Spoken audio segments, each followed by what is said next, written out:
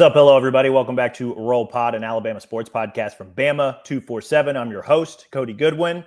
Joining me again, Brett Greenberg, our recruiting guru at Bama 247, our recruiting reporter who's gotten quite a bit of airtime on Roll Pod, on local radio shows. You get some highlights and some pubs from the 24/7 national desk every now and again. Like Brett, it's been a busy month for you, man, and we are going to discuss what we've been discussing all month, which has been more Alabama recruiting news. We got a lot to get to on today's show, but just, hey, man, it's the last full week of June. Dead period is upon us. You feel like you can catch a breath finally at long last, or how are you feeling after this month? I just scheduled a haircut. I booked a flight to New York. I'm going to be going to New York for a couple of days to see a couple buddies in a couple of weeks for, I think, 2 or 3 days before SEC Media Days in Atlanta. So happy about that. But yeah, it's been a long month, been an exciting month. I think I used the word patience 1,000 times. That word maybe is out the window now, like you alluded to. It's going to get a little bit busy for Alabama fans over the next couple of weeks, and probably as soon as this week. It's been an exciting week so far that we'll get into, and it's going to continue to probably be a very exciting week as well. Yeah, we pushed today's show, or this week's show, I suppose, back to Wednesday because just the commitment calendar is finally upon us.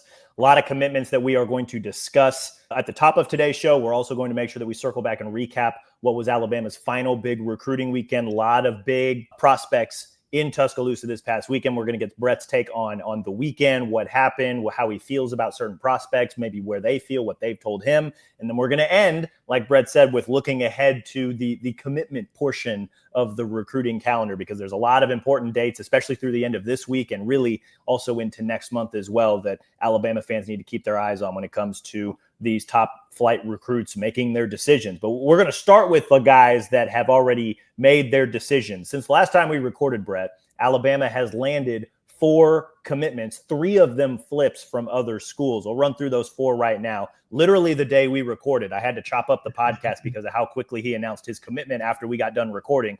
Jet Damala, the 4-star quarterback from Omaha, he has flipped from Iowa State to Alabama. More recently, Alabama also landed 3-star defensive lineman J.J. Finch. He's from Indianapolis. They were also 2 more flips. Rael Kelly, a 3-star safety from Cincinnati. He flipped from Rutgers to Alabama. And then also Javari Barnett, a 3-star running back who flipped from Illinois to Alabama. That guy is from Tampa. So 4 commitments over the past week. 10 total commitments now for Alabama as it pertains to their 2026 class. Still a lot of work left to do. A lot more still coming, I imagine, as early as this week, and really, I think, through the end of the month. We're recording this now on June 25th. There could be as many as 12, 13, maybe even 14 members of Alabama's 2026 recruiting class by the time we get to this point next week. But I wanted to start with these commitments, specifically with the quarterback, Jet Damala. This is a guy that we've talked plenty about on this show. 4-star quarterback from Omaha. He has flipped from Iowa State to Alabama, competed at Elite 11 actually last weekend, so showed out pretty well there. What more can you tell us about Damala and his decision to flip from Iowa State to Alabama? Because he had been committed to Iowa State for quite a while. It's obviously Ames is not very far from Omaha, where he's from. He's a Millard South guy, right? So what ultimately went into his decision to flip, and what is Alabama getting in this quarterback? Yeah, it was a hectic kind of month for him. And he talked about it early, like when we first had that conversation I've talked about on here, like he was going to go about this very respectfully. He was going to think on it. And I think what we recorded last week before it ended up getting scratched, it was like, I don't even think he knows what to do. And then he kind of made that very clear at the Elite 11 check-in, flips his commitment, then goes and talks with Andrew Ivins and Tom Lloyd. He talks about, he's like, he didn't sleep for 48 hours. So it was like Alabama kind of wanted an answer. Iowa State wanted an answer. And the ultimate reason went back to when he was talking about when he got his offer. Like, Alabama is Alabama. Like, yes, I have great relations to Iowa State, but I didn't want to go throughout this process without visiting Alabama. Ultimately, that obviously changed a lot of things. And it just was, I don't know. It was, I trust Ryan Grubb. I trust Kalen DeBoer. Nick Sher- I mean, that 3 that we've talked about extensively, it can kind of sell anybody. And it was funny. They were talking to him, and Michael Penix was like in a huge poster right behind him. So it was like almost like a recruiting pitch in itself. So, and one thing that kind of I was told a bunch too, and kind of the big takeaway you mentioned, he was at Elite 11, and Andrew Ivins put it blandly, was he's better than I thought. And I don't think that should be taken as a negative. I think that's taken as a positive. He talked about it, and these guys talk about it all the time. Nothing better is than an in-person evaluation. Now, in Nebraska, there's not many national, 7-on-7s. He didn't really get out to any national settings the same way some of the other quarterbacks did. So there was a little bit unknown, but everything you heard was he's all of 6'4". He's all of 200 plus pounds. He can carry, 230, 235. And he can just absolutely zip the ball. They talked about how some guys, need a crow hop still to kind of throw the ball, but it just kind of zoops out of his hand. And it's just the common theme that I've said on here too before the commitment. If they were able to get his eventual commitment and coming out of his to get a guy of this caliber to follow Keelan Russell is just, I don't think can be overstated. I think it needs to continue to be kind of knocked into people's brains. This wasn't an easy task. And we saw it. It took until May for real prospects to really kind of come out of the woodwork on the quarterback position. And, to follow Keelan Russell with Jet Tamala, who's I think only going to get better, going to continue to rise in the rankings. I think, there's multiple rankings left. So overall, it's a very, very good flip. And it was kind of very similar timelines to Keelan Russell. So this staff likes you. They're going to go after you, and it's probably going to be wrapped up pretty quickly. Well, and it's interesting to me that you bring up the whole in-person evaluation thing, because I remember, it was obviously earlier in the calendar at this point a year ago, but they went and had an in-person evaluation with Keelan Russell, and they really liked what they saw out of him, and they were able to offer him. He got on campus, he made the flip, and then obviously he went to Elite 11, blew up, and became the number 2 overall prospect in that class, right? You mentioned this too with Jet Tamala. He was on campus, I think, for an unofficial visit, if I remember the timeline correctly. So that allowed the staff and Courtney Morgan to get that in-person evaluation. They liked what they saw. That obviously changed things for him. You could tell just by what you were telling me there that this guy, not being able to sleep for 48 hours or so, clearly he had a tough decision to make, right? Do you stay with the school that's been with you from the beginning, or do you go with Alabama staff, right? And it's, hey, as someone who lived in Iowa for, the better part of a decade, I understand why that was such a tough decision, because I think a lot of people are well, yeah, it's Alabama, you'd go there. It's no, that Matt Campbell and that Iowa State staff have done a really good job building relationships, especially around the Midwest. They have become kind of the Big 12 option in the Midwest, kind of them and K-State going back and forth for a lot of those Midwest kids. So you have this superstar from Omaha, right? And I say superstar, I mean that, right? He's 40 plus touchdowns, 3 interceptions this past season. If that wasn't enough, in addition to going and competing at Elite 11, this dude clearly has the goods. And so that was probably tough for him, because he had probably formed really, really good relationships with Campbell and that staff. So for Alabama to come in and swoop and pluck this guy out of Omaha says a lot about the staff, says a lot about what they've been able to do, and also just trusting their in-person evaluations as well. That was the other thing that really stuck out to me is they were doing this again. They did it with Keelan last year. Keelan obviously blew up. I don't know that Tamala is going to maybe blow up in the same way, but clearly there are traits in this guy that they really like and think can work in this offense. Yeah, absolutely. And I was talking with his old head coach. He has a new head coach going into his senior year, but talk with the guys kind of been with him from the beginning.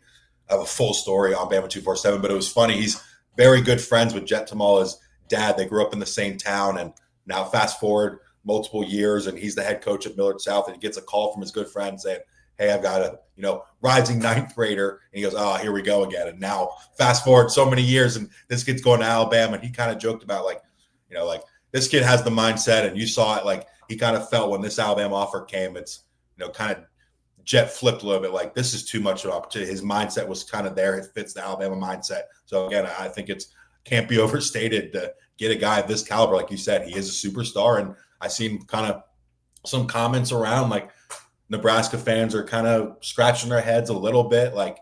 Hey, this kid's in Nebraska, and what's going on there. So I think it's a very big win. 3 other commitments for Alabama over the past week. We mentioned them earlier. J.J. Finch, 3-star defensive lineman from Indianapolis. Rael Kelly, 3-star safety from Cincinnati. He flipped from Rutgers. And then Javari Barnett, 3-star running back from Tampa, who flipped from Illinois. Alabama going into Big Ten country and plucking some of these guys out. But I imagine some Alabama fans who are listening, all of these guys are 3-star guys. I know that there is the development piece, and this staff has shown the ability to develop, especially when it comes to safety. and, a little bit of defensive line, right? We're going to give Tim Keenan his flowers because he was not a highly recruited guy coming out of high school. And now he's one of the best run defenders, I think, when it comes to defensive linemen in the country, right? So we'll see what comes of JJ Finch. But you look at these three-star guys, obviously the flips are notable, but what else kind of stands out about these other three commitments in your eyes, Brett? Yeah, I think for starters, and I mean, we've seen it on our board, like the days of stacking multiple 5-stars on top of each other in the position are just over in the entire country. Like no one is doing it. So you have to go and you have to get these evals, these in-person evals that this staff that we talked about right here. If you're trusting this staff so far, you've got to continue to like these 3 picks. Yes, they're 3 stars. One, there's, I think, 3 more updates to go. So there's chances for them to continue to rise as well.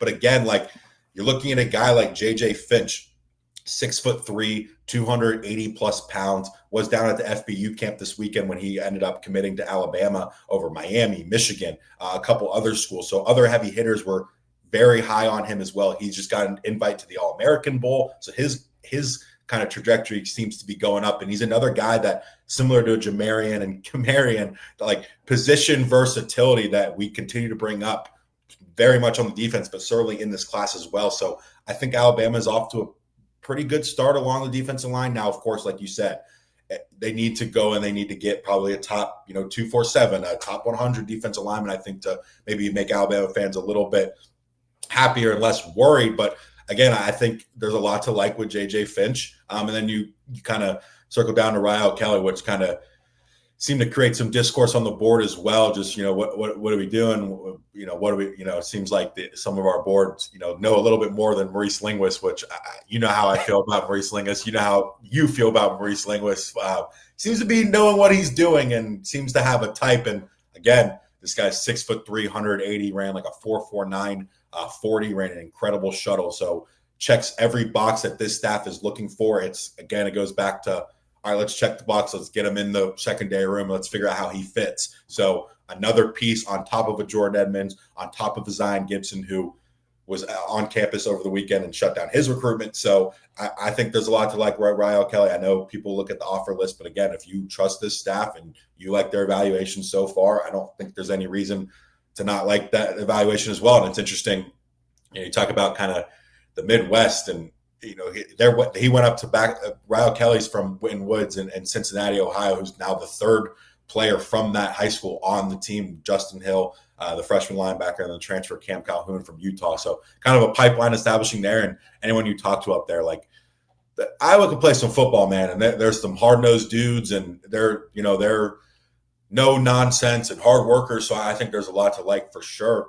I think it was Kane Womack who was like those Cincinnati guys. We've said this before, I think, on the most recent show. Yeah, that's right. Those Cincinnati guys got some shit to them, right? Yeah. Like Kane Womack, you could stack the defense with guys from Cincinnati. I think Kane Womack would be a pretty happy man. Yeah, and I'm hoping Cam Coleman just has a play or a break, because I've got something saved. Like I figure, like I have a lot to like about him. But anyway, we're getting a lot of topic. Maury Barnett, like you said, alluded to the most recent.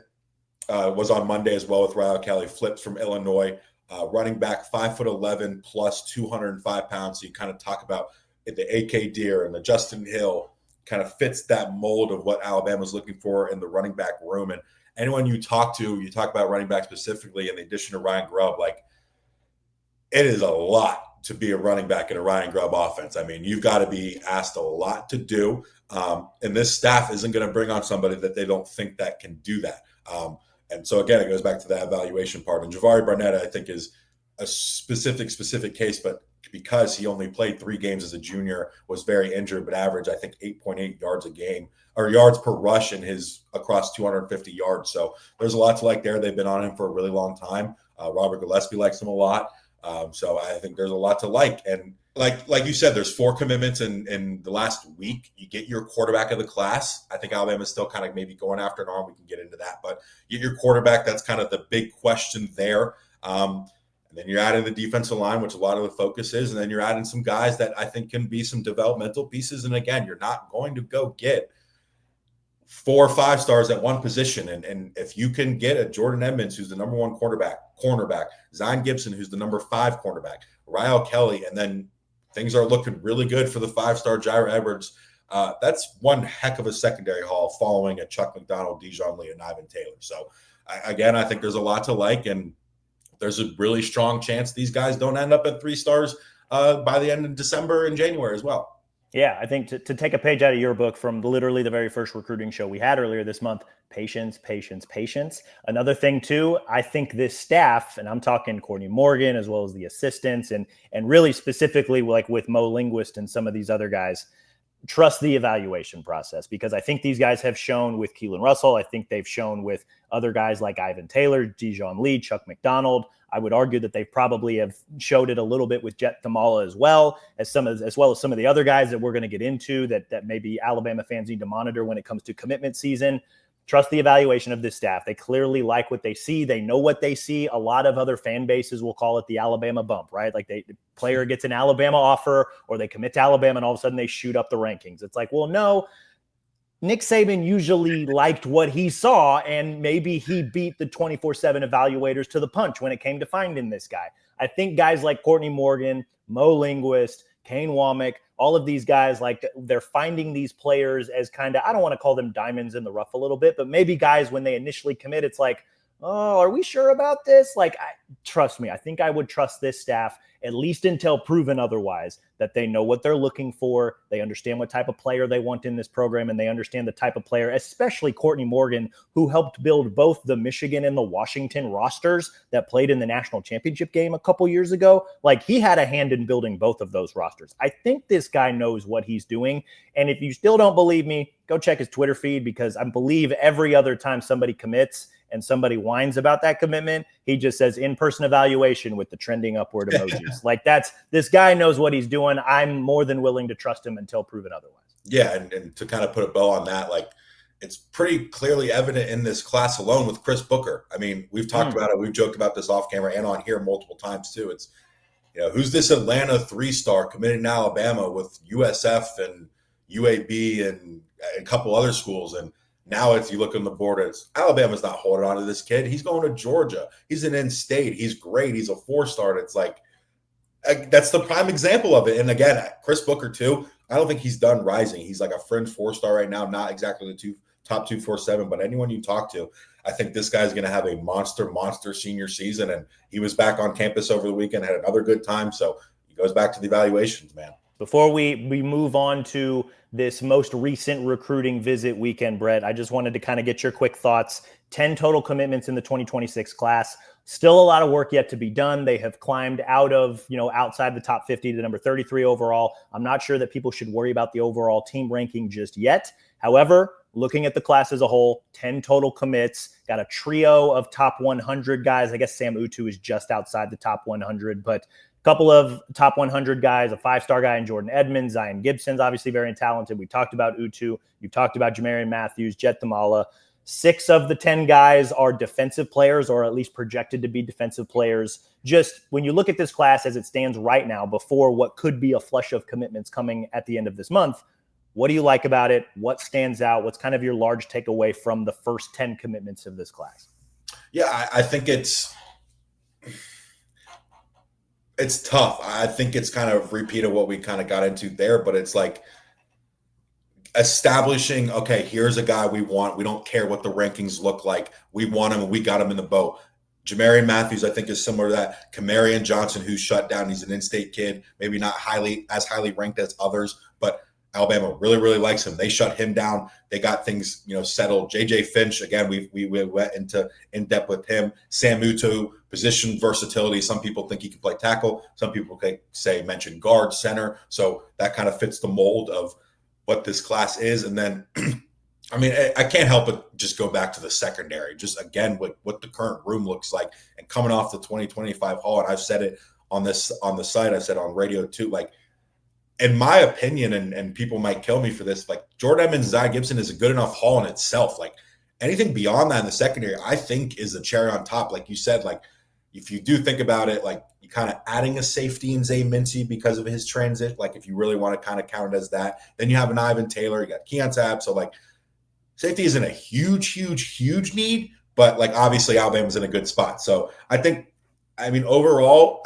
the theme I think is just kind of like check marks, and now it's going to like we opened early in the summer, like these top recruits that were always going to take trips elsewhere beyond Alabama are getting into that decision mode. And you mentioned the defensive heavy. I think Alabama could maybe add some offense in the next couple of days. Yeah, we're about to get into that real quick, but I just wanted to one more comment on the secondary, just adding all of these Monstars, or at least getting them on campus to take visits, like Mo Linguist, again, doing a phenomenal job. Him and Jason Jones. Kane Womack obviously is kind of letting them do their thing. He knows what he likes in the secondary. I think another thing too, if maybe folks are worried about the future of safety, and this is coming from maybe the team side of things as opposed to the recruiting side of things, keep your ear in tuned to one Dre Kirkpatrick Jr. That was a guy that made a lot of noise in the spring. He's kind of slotted, or at least we've kind of loosely slotted him into that second team Husky role behind Deshaun Jones, but that's a guy who's got positional versatility. Obviously, he's got some all-pro NFL type in his blood. And this is a dude that, again, I mean, you talk about guys that are maybe late bloomers or just came on late for whatever reason. I think he's another dude. Like, I remember talking to his coach, the leading up to National Signing Day when he officially signed with Alabama. Like, this is a guy that kind of flew under the radar a little bit just because maybe not a lot of schools reached out to him because his dad is Dre Kirkpatrick Sr., right? So everybody just kind of thought like, yeah, Alabama's probably the place for a guy like that. So maybe didn't get the full evals in the way that some of these other guys do. And I think you're really seeing, especially under the tutelage of Mo Linguist, Jason Jones has been key. Kane Womack, again, just knowing what he wants out of the secondary. That's a dude that has really, I think, taken steps forward. And right now he's kind of in that Husky role. Would not surprise me at all if maybe in the future he shifted back to safety a little bit. And, he's only a second-year player, so they've got at least 3 more years out of him, possibly 4, depending on, red shirts and injuries and whatever else might ultimately happen. But that's another guy that in the safety room could potentially be there for depth, could potentially be there in future seasons.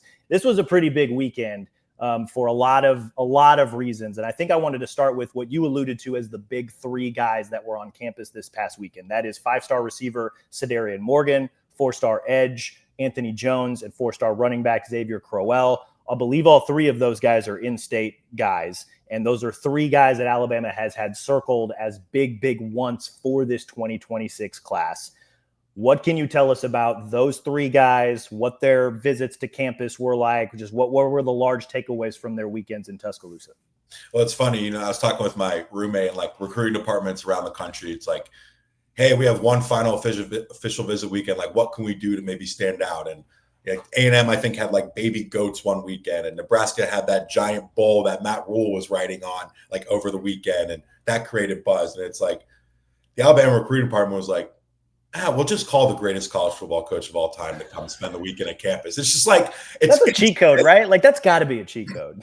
But like, I don't think cheat's the right word. It's smart. It's it's working smarter, not hard. Like, and why not? So that was just kind of fun. I was trying to figure out a wording like of a tweet, but like I didn't want to piss off the entire country with that. So like it is just funny that Alabama does have that to its disposal. And yeah, it's the big 3. It's Cedarian Morgan, Xavier Crowell, Anthony Jones. They've been circled for many years, even back in the Nick Saban days. And for Nick Saban to be on campus and be in his office in Bryant-Denny, that looked like they picked it up from Mal Moore and put it in Bryant-Denny. Like, it looked like an exact replica. Like, they basically did. They basically did. Finishing of the wood. Like, I don't even know if they make that wood anymore. Like, it was crazy. Like, but anyway, like from what I was told, and I was talking to Xavier Crowell's mom, and like I joked with her, I was like, I haven't seen a Xavier smile like that, like in a picture, like for as long as I've followed him. She was like, no, like I haven't seen him smile like that. Cedarian Morgan was smiling like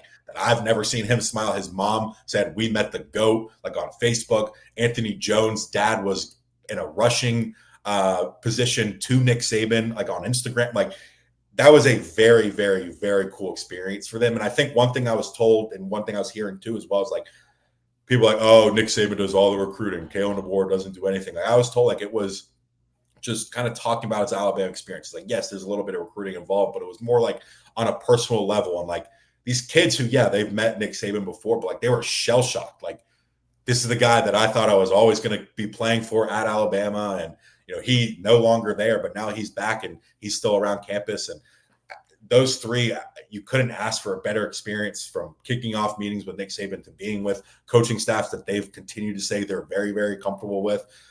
Sound like a broken record, but this photo shoot continues to be like an absolute party. There's DJs, there's coaches flying around. There's always players around you. Like all those guys kind of, you saw that on social media as well. It was no different this weekend for those guys in particular. And you kind of start with, I think we've used big fish with Cedarian Morgan. He's going to be coming off the board July 2nd, which is very, very soon. And everything that I continue to hear, even before going to the visit, I've said it on here and coming out of the visit, like I think Alabama's in a really, really good spot. And he said it kind of coming out of his visits elsewhere. It seemed he was going to say, hey, Florida's doing a good job. Auburn's doing a good job. Colorado blew me away. Georgia did this, but it seemed like Alabama was always kind of the one to watch for him for more than a year. And I think Alabama positioned themselves very, very well going in July 2nd.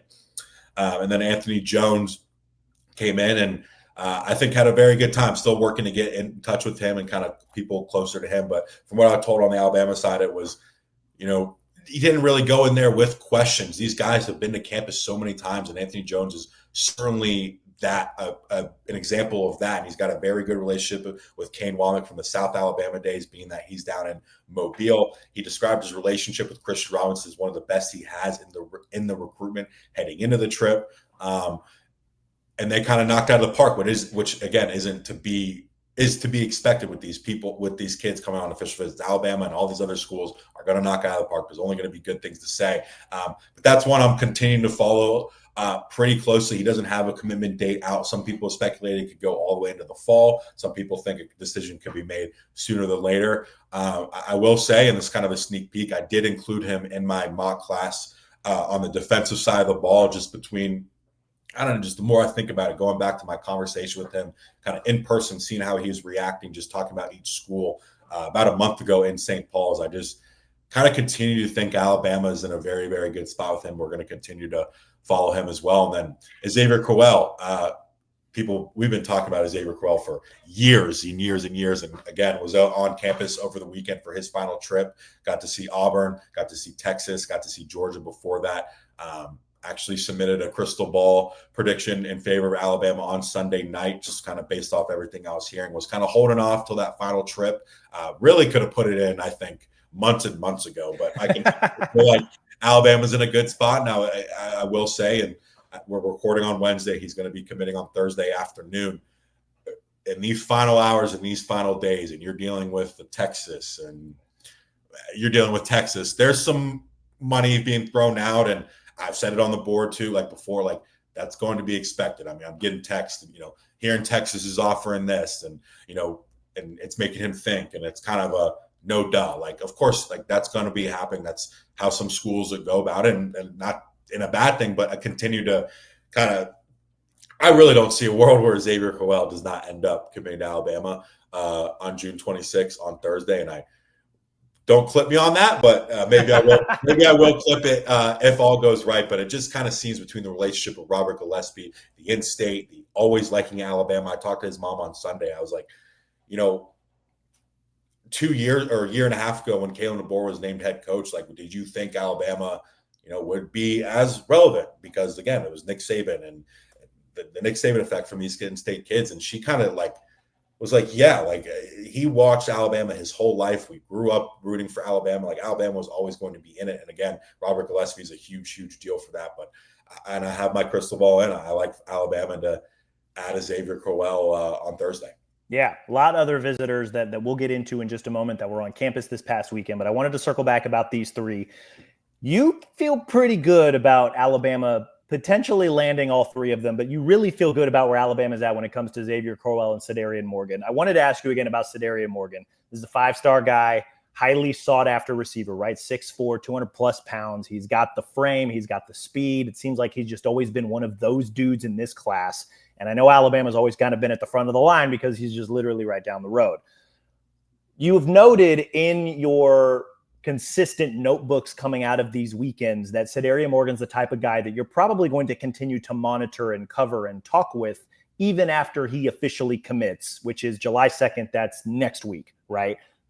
I'm curious, what gives you that hunch that this could be a guy that you probably need to continue to monitor, continue to watch and try and talk and communicate with even after he gives an official commitment next week? Yeah, and I'm glad you brought up his size, and just I know Alabama fans are really familiar with him, but 6'4", 220 plus, I think it is. He's a monster. He's a freaking monster. I'll watch this film too. And I will say I had a conversation with the national analyst, and I think freak of God, freak of nature, Greek God was thrown out like 10 times in the 5-minute conversation. So that tends to be good. That tends to be really good. Tell you pretty much all it is. But I think it goes back to what I talked about heading into the summer and heading into this trip. We knew Alabama was going to be the last trip.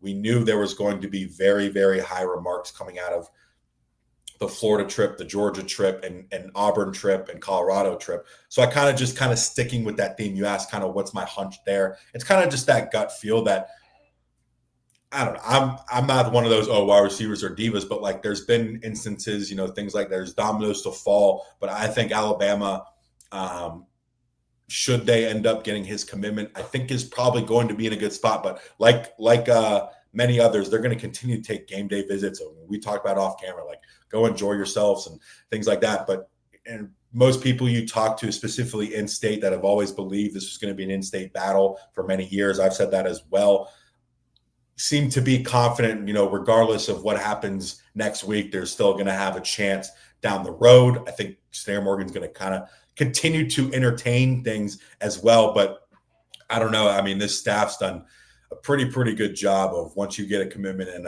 pretty much locking things in. And again, I like where Alabama stands, and heading into his decision, there's just so many connections. It's just hard to ignore. I think maybe that also reminds me, and maybe reminds listeners too, just because they've committed doesn't mean it's a done deal, right? Like, this staff is probably going to continue to recruit even the guys that have already committed, even the guys that have already shut things down, have publicly said that they've shut things down. They're still, until they're signed, until they're officially on campus and enrolled in classes, until they finally show up to that first workout, it ain't done yet. So, and especially with, you're talking about these 5 stars, and especially, again, I don't want to fall into the whole wide receiver diva trope, but when you're a 5-star guy, when you're highly sought after, when you've got the frame that this guy has, just because you've announced your commitment doesn't mean coaches are done recruiting you, man. Like, there's still a long process to go to sign. There's still a long process to go to get you enrolled and get on campus. So this is if Alabama wins this recruiting battle and he announces for the Tide next week, it ain't done yet. And I know the staff is fully aware of that, and they're going to continue to be full court press for a guy like that. And even Xavier Crowell, should he announce for the Tide tomorrow, staff's not done recruiting guys like this yet. So that's just something to keep in mind as a reminder. I know this, when we talk recruiting, it's usually a lot of good news, but just keep that in mind. This is a fickle business, this recruiting stuff. Yeah. And kind of put it plainly, like, Snare Morgan, if he were to commit to Alabama and someone gives him a call and says, hey, you want to come to this game and we'll do this, and that this weekend, are you going to do it? Yeah, you are. So and I've always said that. I said throughout the process for multiple recruits since I've been on it, like, I get it, man, and enjoy yourselves. And I know that's probably not what Alabama fans want to hear, but while we're on this too, and we joke about it off camera, like, just a reminder, it's June 25th and it's a long way to go, but Alabama does travel to Georgia. Georgia is going to have a lot of recruits on campus. There may be some Alabama commits involved in that guest list, just like there was last year. So I just want to preface that there's going to be people taking game visits everywhere. Yeah, best way to impress visitors who might be there when you're on the road, beat the team you're playing, right? Like, that's the best way to kind of show recruits. And I told you this off camera too. I don't mind saying it on the pod. Like, when Alabama played Texas a couple years ago, Texas came in and whooped up on them, right? Like, they ended up winning by 10, but it felt like it was so much more. I remember being down on the field afterward, and Texas players were running up to where the Alabama recruits were at and was just like, you don't want to come here, you want to come to Texas, yada, yada, yada. And like you had mentioned, seeing the same thing when Miami beat Florida last season. Like, Alabama can do that too if they go between the hedges and they win that game in September, right? Because Georgia's good. Georgia's going to load up the recruiting visitor list for a game like that. Alabama, Georgia between the hedges, prime time on Saturday night at the end of September. That's going to be a loaded recruiting weekend for the Dogs. And if you're Alabama, you want to walk in there and you want to beat them and say, yeah, like, you guys who are already committed, hang out. You guys who are committed to Georgia, why don't you come along and enjoy the party with us? So that's just kind of the nature of the beast. And honestly, makes it a little bit of fun when there's that trash talking element to it and teams are able to do that. I don't know. That's an element of it that I enjoy. Yeah, I think there was like 100 kids on campus for the Alabama-Georgia game last year. And I think double-digit eventual signees were on that campus. So like it's and Georgia, like you said, they're going to load it up the same way. So I just, again, caution Jordan Edmonds and Chris Booker. They don't live that far from Athens, and it's a quick trip to go see Alabama. Do not panic. I know it's only June, and I sound like a crazy person, but patience, patience, patience, as a wise man once said. Those are the big three, right? Sadaria Morgan, Anthony Jones, Xavier Crowell. What other takeaways, what other things did you learn coming out of this big visit weekend from Alabama? Yeah, you're talking about kind of the defensive heavy class. I kind of hit it at, maybe some offense coming in. Max Sutter is a guy who returned for an official visit over the weekend. Tight end out of Dunlap, Illinois, number one prospect in Illinois, 6'5", plus 200, right around 230 pounds. Alabama's had this tight end target circled since last March. I go back to, every time I think of Max Sutter, I think of the quote, after he got his in-person offer from Brian Ellis last March 2024, Alabama will always be on my list because of the in-person offer and because of their overall history. And you fast forward over a year, and I think Alabama is squarely the team to beat with, a little bit over 24 hours to go. He makes a decision tomorrow night, Thursday night, about an hour or two after Xavier Crowell does. So there could be some very good news on Thursday night going into Friday morning for Alabama fans. But yeah, like I said, this guy has been circled from the beginning by this staff. And this guy was highly recruited, highly ranked, but it was another early eval. Like, hey, we like this guy. We've seen him in person. We're going after him. And it looks like, again, year down the road, a little year plus, that Alabama's in a very good spot to add a guy that they kind of continue to want to retool that tight end room. I mean, we saw it with 2 tight ends at the high school level, 2 more in the transfer portal. So Alabama, I think, is going to continue to go after guys that can be your wide tight end, but could also, put their hand in the dirt. And, you talk about running backs are asked of a lot in Ryan Grove offense. I think tight ends are asked of quite a lot as well. You might be better to, elaborate on that. But I think Max Sutter can kind of checks every box you're looking for in the new type of tight end. And I was talking to some analysts as well. He has very similar measurements to that of, some current NFL tight ends, at least this juncture in his career. So that's encouraging. And you talk about on defense, it's kind of positionless. I would argue maybe tight ends are kind of positionless as well. I mean, they're asked, you look at Sam Laporta's and the Hawkinsons and all those guys. I think you talk about tight end, shout out Tight End University this week. I love but they're kind of asked to do everything. I think Sutter has that ability. You see, he played basketball for his high school, he played quarterback, he played both ways. So he has that athleticism. So I think Alabama is in a very, very good spot to lock things down on Thursday. And if you can get Xavier Crowell, Max Sutter, I think that class continues to rise up the rankings, and the momentum continues to roll right along. And another pass catcher who is a guy that I've been following for since this month, got an offer on June 2nd in person. We talked about him kind of extensively the last show. Owen Cable, 6'3" wide receiver out of Nashville, took an official visit, and to no surprise was completely blown away again. It was his second trip to campus this month. It let me know that he actually set a commitment date for June 30th. It's going to be between Alabama, Illinois, and Vanderbilt. Kind of told me it's pretty much between Alabama and Illinois, and it's one of those things similar to, I know it's not a quarterback or to that level, but it's similar to a Jet Tamal. Like, he talked about how he has great relationships with Illinois and he's comfortable up there, but Bama's Bama, and I didn't want to not visit Bama, and now I did visit Bama, and all I can think about is Bama, and my parents love it, and my mom, who was an Auburn fan, doesn't stop talking about how much she loves Alabama and the program now. So take that for what you will. But that's a big deal, right? If you can convince the Auburn mom that Alabama is a pretty fun spot, like that's a good note. That's a really good note. And I joke, and that was like coming off the first unofficial visit. Like, they met with Kayla DeBoer, and she didn't have I'm not going to speak for like a sour taste, but like naturally, if you grew up and you went to Auburn, you probably don't have the best feelings towards Alabama going into the trip. But it seemed like those were kind of put to bed very quickly. I think it was because of Kalen DeBoer and the way he presented himself and the academics and that team GPA that continues to rise. That it's been brought up a lot with parents as well. I'm glad I kind of circled that back out. That's been a good note to kind of hear as well. But he's a guy that I'm continuing to track, and Alabama fans will say, "Oh, 3-star," and he's considering Vanderbilt and Illinois. Why do we want him? Coach Shepard saw this kid run a 10.76 100 meter, went to Nashville, traveled to Nashville, saw him work out, brought him back to campus, saw him work out in front of the whole campus, got an offer, was shaking hands with Cam DeBoer. The staff obviously likes him.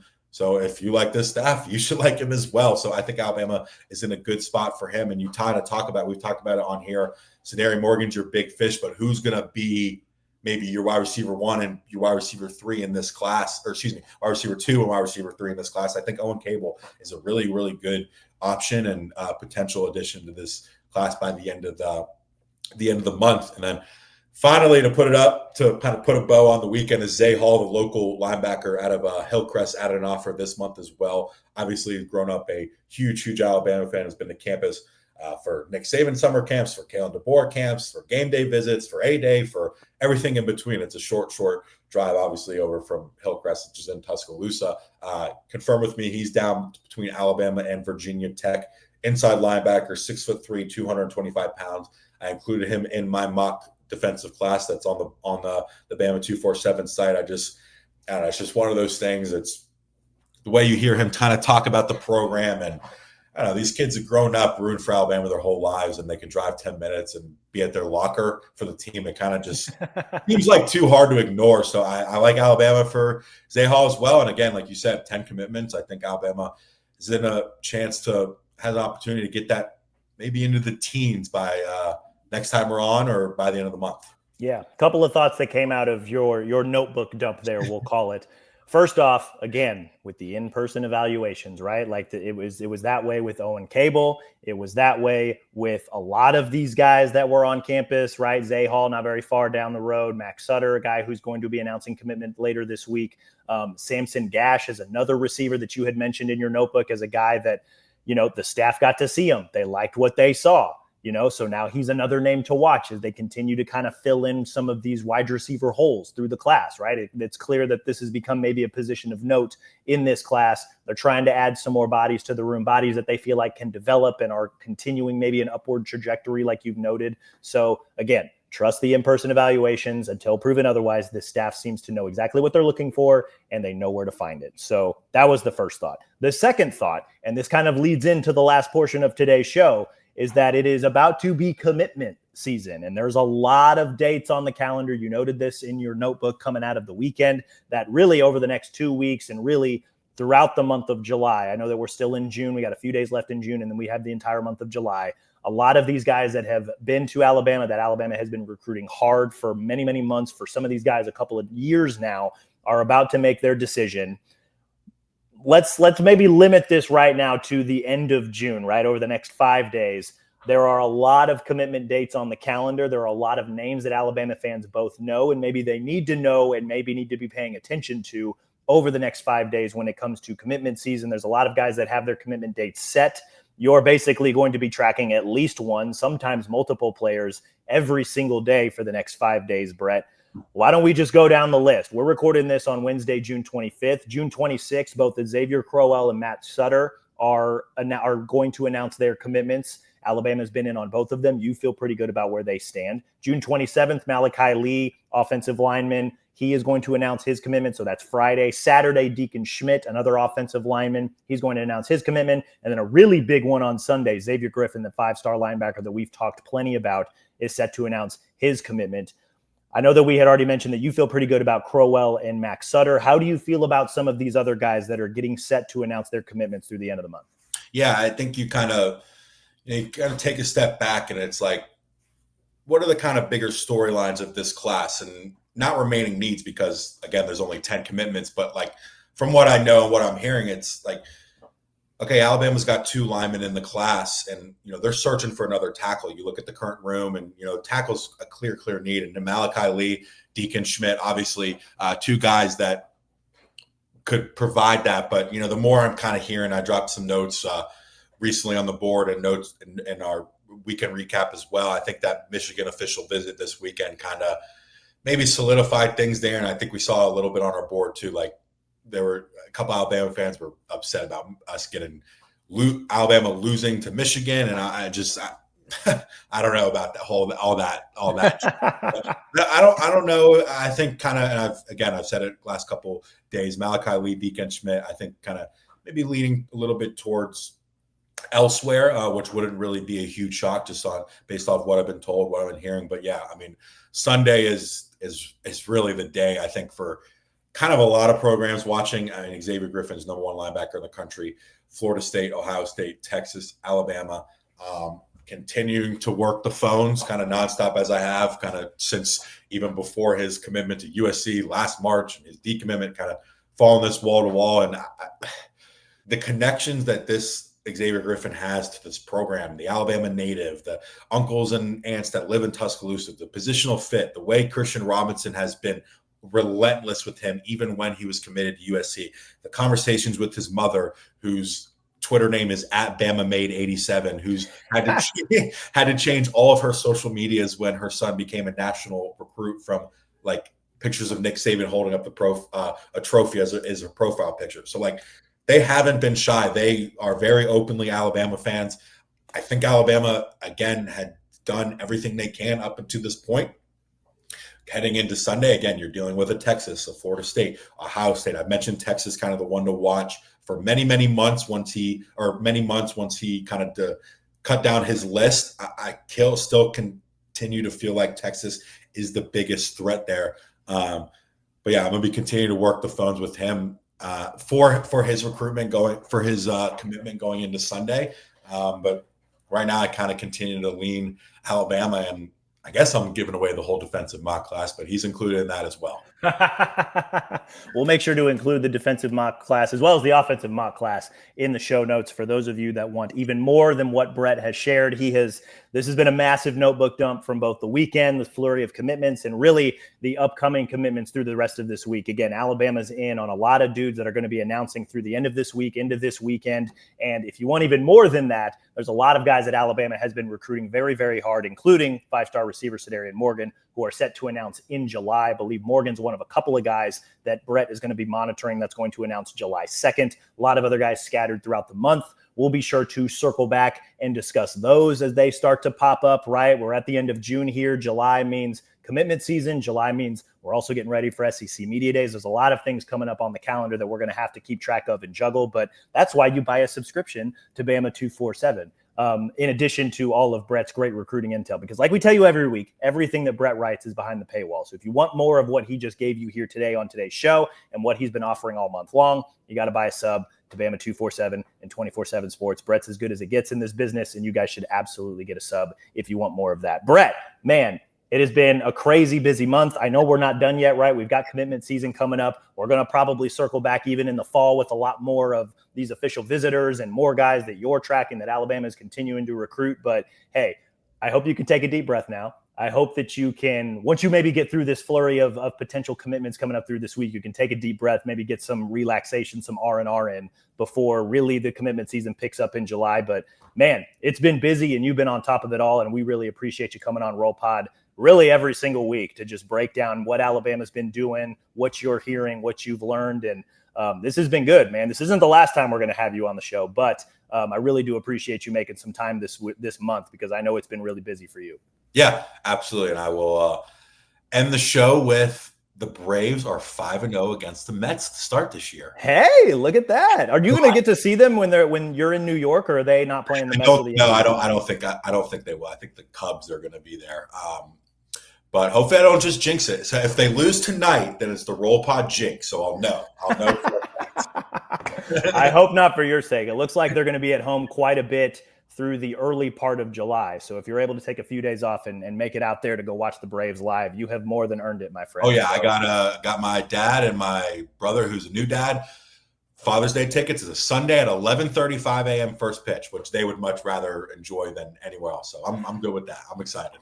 There we go. That's awesome. I'm glad to hear it, man. That is all we've got on today's show, guys. We'll be back sometime next week to probably discuss even more recruiting stuff. Perhaps we're going to take a way too early look at SEC Media Days, or I don't know, maybe next week we'll just take the week off since it's the week of the 4th of July. And I think we could all use a little R&R before the official, I don't know, the commitment season really takes flight. And I guess before SEC Media Days gets here, we'll take some time off to maybe relax a little bit before we kick back up on the show. So who knows when we'll be back? Maybe it's next week. Maybe it's the week after that. We'll be sure to keep you guys up to date on that. on the Bama 247 boards. In the meantime, though, be sure to rate and review this show wherever you listen to your podcast, Apple, Stitcher, Spotify, even our Bama 247 YouTube page. Subscribe to Bama 247 and 24/7 Sports. Like I just said, and like I've said on every show this month, if you want more of what Brett is offering you on the show, and he has a lot to offer, you got to pay for a subscription because everything he writes is behind the paywall. I really encourage you guys to do that. We put a link to subscribe in the show notes. As always, we appreciate you guys for listening. We will talk to you all again soon.